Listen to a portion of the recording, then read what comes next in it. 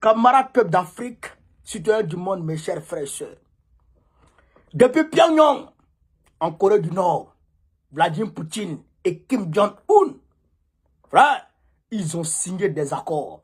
Ils ont signé. Mais il y a un dedans. Frère, ça fait trembler Zelensky. Ça fait trembler Papito. Frère, ça fait trembler Macron. Ça fait trembler l'Occident. Camarades d'Afrique, je vais vous laisser écouter ici la conférence de presse conjointe entre Poutine et Kim Jong-un après leur séance de travail et après leur signature de contrat. Vous allez voir clair dedans. Vous allez écouter vous-même et après, bien entendu, je vais décortiquer. On est parti chez les camarades d'Afrique. Avant tout, je tiens de tout mon cœur à remercier le président du Conseil des affaires d'État de la République populaire démocratique de Corée pour son invitation. Je suis heureux de me retrouver une nouvelle fois dans la République hospitalière de Corée et j'accorde une importance primordiale au renforcement des relations de partenariat entre la Fédération de Russie et la République populaire démocratique de Corée. À la base de ces relations s'établisse une histoire commune. Je rappelle que l'Union soviétique avait joué un rôle essentiel dans la libération de la péninsule coréenne de l'impérialisme japonais. Et cette année, nous célébrons le 75e anniversaire de la signature du premier traité d'amitié et de coopération entre nos deux pays. Nous avons soutenu le peuple coréen dans cette guerre de libération nationale dans les années 1950-1953. Nous avons aidé le peuple coréen à établir une vie pacifique, à construire son économie. Par la suite, nous avons accumulé, dans les décennies qui ont suivi, une expérience de partenariat qui est réussie. L'essentiel est que nos deux pays soient intéressés sincèrement à renforcer cette coopération qui se déroule sur le plan politique, économique, au niveau de nos parlements et aussi au niveau des citoyens, des associations. Aujourd'hui, nous avons une discussion tout à fait approfondie sur tous les domaines de notre coopération. À l'issue de ces discussions, nous avons signé un nouveau traité de coopération stratégique globale. Ce traité fixe les objectifs, les grandes orientations du renforcement de notre coopération à long terme. Cela concerne les échanges au niveau politique, d'investissement et économique, sur le plan culturel et aussi sur le plan de la sécurité. Je suis bien d'accord que c'est un document essentiel qui constitue une avancée dans nos relations. Nous n'allons pas nous arrêter au point où nous en sommes, mais nous allons passer à un niveau nettement supérieur. En ce qui concerne le volume de nos échanges, pour l'instant les chiffres sont modestes, mais nous voyons une dynamique qui est positive. En 2023, ce volume des échanges a augmenté de 9%. Pour les 5 premiers mois de cette année, cette augmentation a été à hauteur de 50%. Nous avons une commission intergouvernementale qui fonctionne très bien.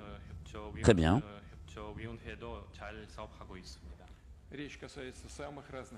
Il s'agit des orientations les plus diverses de notre coopération. Nous avons rappelé des grands projets stratégiques de modernisation du réseau ferré, avec la participation de l'entreprise russe des chemins de fer de Russie.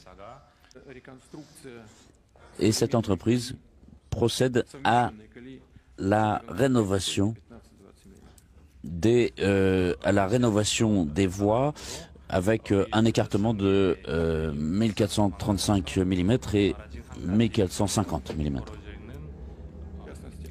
Notamment, cela permet donc des échanges et des livraisons avec la Chine. Entre La Chine, les deux pays, nous avons mis en place des voies de communication pour les voyageurs, ce qui a permis l'arrivée de premiers touristes. Nous développons également l'agriculture, la culture et les questions humanitaires. Nous développons des relations dans le domaine de l'enseignement. Actuellement, 130 citoyens coréens étudient en Russie. Et nous allons continuer ce développement. En été, nous allons travailler à la mise en place de possibilités pour l'accueil de touristes coréens. Et bien sûr, nous sommes attentifs aux négociations liées aux questions de sécurité et à l'ordre du jour international.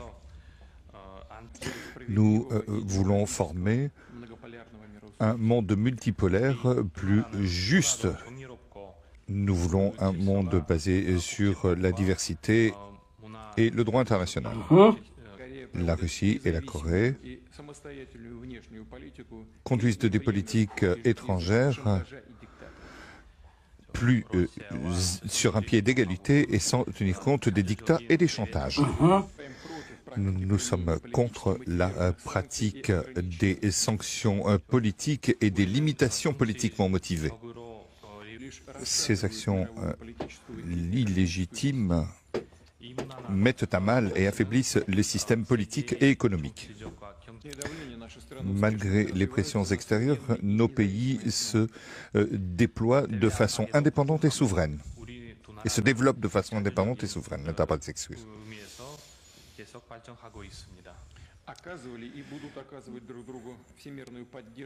Nous nous soutiendrons l'un les autres comme de bons voisins et de bons amis. Nous poursuivons la résistance aux sanctions comme instrument utilisé par l'Occident pour préserver son hégémonie dans le domaine politique, économique ainsi que dans d'autres domaines. Dans ce contexte, je note que les systèmes de régime du Conseil de sécurité basés sur les pressions américaines et occidentales doivent être réformés. Nous voyons une propagande très agressive, notamment dans la région de l'Asie, au nord-est de la région asiatique. Nos évaluations sont nos opinions sur les questions liées à l'escalade politique correspondent. Il s'agit d'une politique de confrontation des États-Unis en faveur de l'élargissement de ses infrastructures qui s'appuie sur les guerres de terreur, notamment en utilisant le Japon, la République de Corée et d'autres pays. Ces mesures affaiblissent la paix et la sécurité et constituent une menace pour l'ensemble des pays du nord-est asiatique. Il est catégoriquement inacceptable de mener des politiques aussi irresponsables contre la population de la République populaire démocratique de Corée.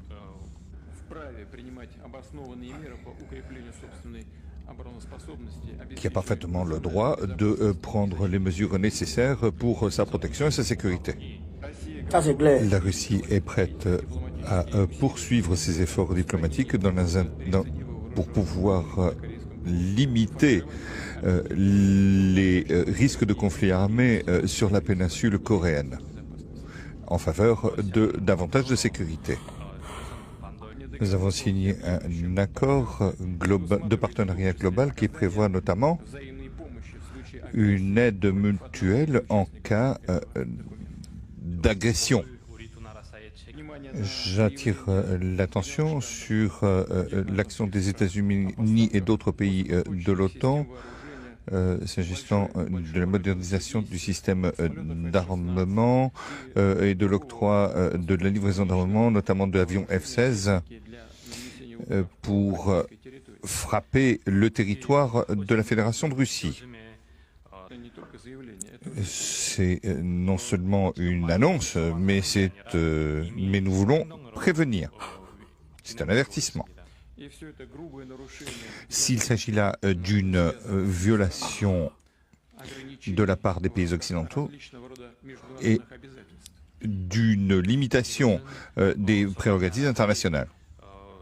À cet égard, la Fédération de Russie n'exclut pas le développement d'une coopération politico-militaire conformément aux accords qui ont été aujourd'hui signés avec la République populaire démocratique de Corée.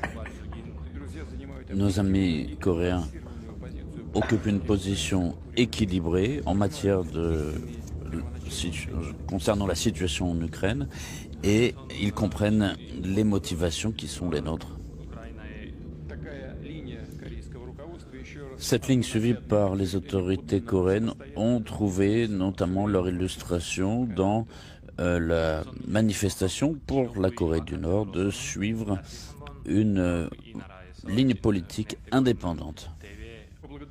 Je tiens à remercier nos amis coréens et en particulier le camarade Kim Jong-un pour leur aide, notamment auprès des enfants blessés lors de l'opération militaire spéciale et qui ont été accueillis dans un camp de vacances en Corée du Nord.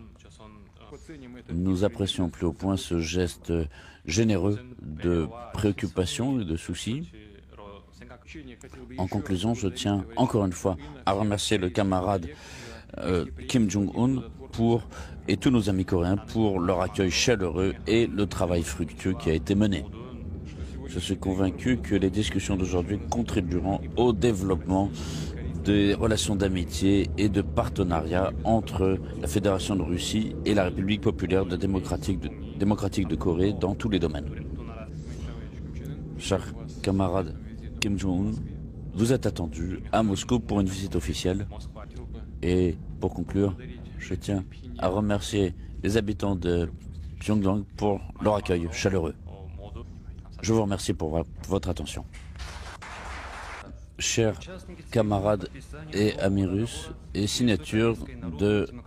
assistants de la signature de cet accord entre la Fédération de Russie et la République populaire démocratique de Corée. À ce moment où tout le monde regarde avec attention ce qui se passe regarde Pyongyang attentivement. Dans cette salle solennelle, nous avons pu organiser cette rencontre avec le camarade Vladimir Poutine et pour moi, c'est une rencontre très émouvante. Nous venons à l'instant avec le président de la Fédération de Russie, le camarade Vladimir Poutine, de signer un traité de coopération stratégique globale entre la République populaire démocratique de Corée et la Fédération de Russie qui restera dans l'histoire des relations d'amitié et de coopération que nous avons. C'est un événement considérable. Je ressens de la fierté en voyant qu'en tant que président du Conseil des affaires d'État de la République populaire démocratique de Corée, d'avoir pu rencontrer le président de la Fédération de Russie, le camarade Vladimir Poutine, de voir une grande attention accordée à cet événement important pour nos deux pays, pas seulement pour l'actualité présente, mais aussi pour l'avenir. Je remercie pour la signature du traité de coopération stratégique globale entre la Fédération de Russie et la République populaire démocratique de Corée, car c'est l'établissement de relations d'amitié entre nos deux pays et c'est aussi un gage de développement économique bénéfique pour nos deux pays et de coopération dans différents domaines, notamment sur le plan économique, politique, culturel et de sécurité. Les relations entre nos deux pays sont maintenant à un niveau nettement supérieur. Ce sont des relations d'alliés. Nous travaillons sur le plan économique et grâce à cela, nous pouvons réaliser de grands projets déterminés par les autorités de nos deux pays et préserver la stabilité, la paix dans notre région et établir des relations au niveau de l'État qui sont importantes entre la Fédération de Russie et la République populaire démocratique de Corée. Je manifeste une grande satisfaction de voir que les décisions prises correspondent aux intérêts de nos deux pays et aujourd'hui nous avons donc signé ce qui a été travaillé pendant plusieurs mois après les échanges que nous avions eus l'an dernier. Je tiens à souligner en particulier que la naissance de cet accord le plus important dans l'histoire des relations entre la Corée et la Russie montre notre volonté politique, notre ferme intention de développer ces relations donc avec notre ami si cher. Et il ne fait aucun doute non plus que la composante de la République populaire démocratique de Corée et de la Fédération de Russie dans cette démarche politique va se poursuivre. Aujourd'hui, en cette place, nous avons laissé s'implanter l'encre qui sera un jalon essentiel dans l'histoire des relations entre nos deux pays. Le gouvernement de la République populaire démocratique de Corée va continuer à travailler de façon continue sur la mise en œuvre de ce partenariat stratégique global avec la Fédération de Russie et sera fidèle dans l'exécution de sa mission s'inscrivant dans cette optique. Et cet accord entre nos deux pays constitue rien d'autre qu'un document tout à fait constructif et prometteur et qui revêt un caractère exclusivement amical et de défense pour les intérêts de nos deux pays et je suis convaincu qu'il permettra d'établir de nouvelles relations dans ce monde multipolaire et désireux de paix. Aujourd'hui, en cette place, je déclare officiellement qu'il n'y aura aucune divergence, il n'y aura aucune hésitation. Nous remplirons la mission historique que nous nous sommes fixée par ce traité d'amitié et de coopération entre nos pays et nous remplirons fidèlement toutes nos obligations liées à ce contrat malgré toutes les difficultés, et notamment face aux difficultés auxquelles notre pays a déjà été confronté. Jusqu'à maintenant, nous avions eu des documents que nous avions signés et qui étaient entrés dans l'histoire des relations entre la Russie et la Corée. Il y a eu des cérémonies officielles qui avaient été organisées. Mais ce que je tiens à dire aujourd'hui, c'est que j'espère que notre cérémonie de signature sera un élément essentiel, un jalon historique sur la voie du développement de nos relations entre la Corée et la Russie pour des siècles. Cela nous promet un avenir plus radieux pour les peuples de nos pays. Je souhaite à notre peuple sage la gloire et la victoire et aux camarades Poutine. Je voudrais le remercier de la signature de ce traité. Merci de votre attention. Camarades, vous avez écouté et vous avez entendu. J'ai voulu vous faire écouter toute la conférence de presse pour que les gens n'utilisent pas les choses, les sortir de leur contexte et puis vous manipuler. Parce qu'aujourd'hui, là, frère, la manipulation sur les réseaux sociaux, on ne peut pas. La manipulation des médias, là, il va falloir qu'on vous explique les choses dans c'est-à-dire que nettement et clairement. Vous avez entendu? Traité d'assistance mutuelle en cas d'agression. Frère, et Poutine, il situe le contexte. Il dit les États-Unis vont livrer des armes, notamment des F-16 à l'Ukraine pour frapper le territoire russe en profondeur. Les Occidentaux disent qu'ils vont fournir des armes à l'Ukraine pour frapper le territoire russe en profondeur. Il dit si ça arrive là, lui, il n'hésitera pas à faire rentrer l'accord là en action. C'est-à-dire qu'il va engager la Corée du Nord dans la guerre. Et la Corée du Nord elle-même dit, elle déclare ici solennellement de remplir ses engagements, de remplir sa part, voilà, de remplir sa mission, conformément à ce traité. Et donc, il ne va pas hésiter. Kim Jong-un ne va pas hésiter à rejoindre Poutine dans la guerre. Et d'ailleurs même, qu'est-ce qui prouve que cela ne va pas engager Kim Jong-un dans cette guerre contre l'Ukraine? Puisque c'est assistance mutuelle. Si ça chauffe en Ukraine, est-ce que Poutine n'aura pas besoin de dire, est-ce que l'accord qu'il vient de signer là va pas engager directement Kim Jong-un en Ukraine? Il ne s'arrête pas là. Il faut regarder les choses dans l'autre sens. Parce que Poutine a expliqué quelque chose. Il dit les États-Unis ont des infrastructures militaires au Japon, en Corée du Nord. Ce qui déstabilise la paix dans la sous-région nord-est Asie, nord-est de l'Asie Pacifique. On va dire dans le Pacifique et tout. Voilà. Entre la Corée du Nord, la Corée du Sud, la Chine et même Taïwan.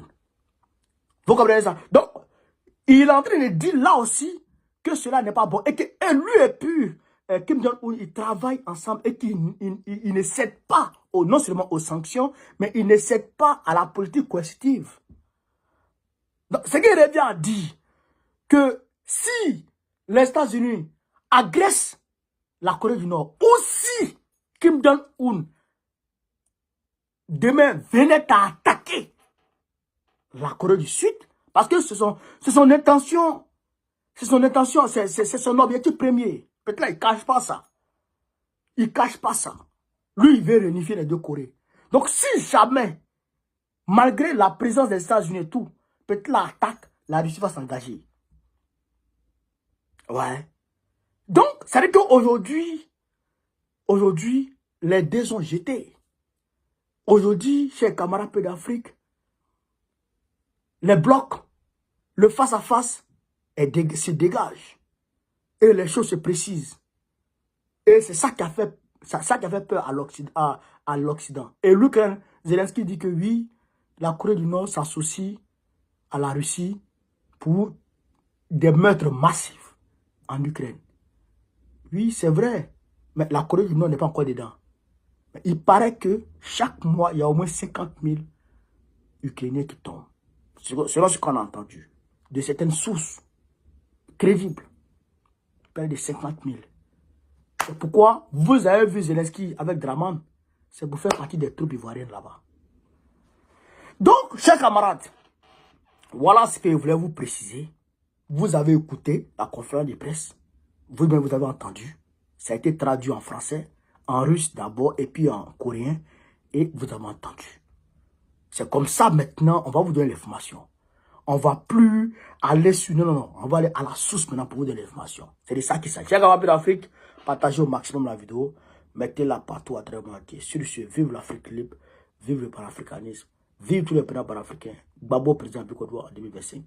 Rendez-vous le samedi 29 juin 2024.